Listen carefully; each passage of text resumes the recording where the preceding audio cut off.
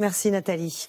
On le disait, la collecte des doléances a commencé. Parmi les préoccupations qui émergent, il y a le pouvoir d'achat, l'injustice fiscale, mais aussi la disparition des services publics dans les villages.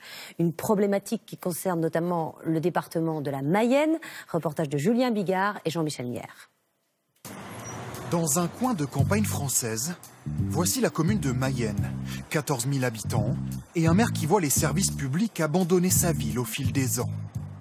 Le bureau de poste annexe, qui était en centre-ville, qui a fermé il y a à peu près 1 an. Paraît-il qu'on ne faisait pas suffisamment de chiffres. Un bureau de poste, mais aussi ce tribunal. Et dernière fermeture en date, le guichet de la gare. Désolé, c'est fermé. Il ne reste plus qu'un guichet SNCF dans tout le département. Les habitants comme cette retraitée doivent donc aller sur Internet. Mais sur Internet, quand on a des problèmes, des trains qui ont été annulés, des remboursements, des choses comme ça, on n'y arrive pas. Désormais, ce qui fait la une du journal local, c'est la maternité. Par manque de médecins, elle est à l'arrêt pour 3 semaines. Si la fermeture se prolonge, ces mères de famille devront accoucher à 40 minutes de chez elles. Au fur et à mesure des enfants, on peut accoucher plus rapidement. Donc si c'est pour accoucher au milieu de la route, c'est un peu inquiétant. Pour vous, même s'il n'y a que 14 000 habitants, il faut absolument que cette maternité elle reste.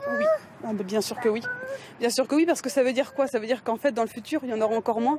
Qu'est-ce qui va motiver les gens en fait, à venir habiter, que ce soit ici ou même dans le Nord Mayenne? C'est hyper inquiétant. À 25 km de là, voici Évron, 7 000 habitants. Ici aussi, les services publics ont plié bagages, comme le centre des impôts au 1er janvier. Ces habitants n'étaient pas au courant. Regardez là, si elle ne donne pas les impôts, on va en faire. J'en ai besoin pour l'administration. Le guichet de la gare a lui aussi disparu. Mais cette fois, la mairie a décidé de réagir. Désormais, les billets SNCF sont vendus dans ce bar-restaurant.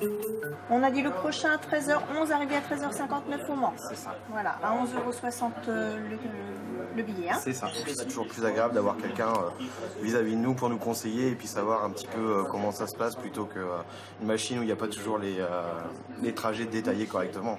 Le restaurateur perçoit un dédommagement de la SNCF, pour qui l'opération est moins coûteuse qu'un vrai guichet.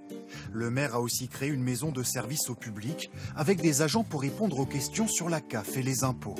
Moins de services publics dans la ruralité, mais les élus tentent de pallier leur départ.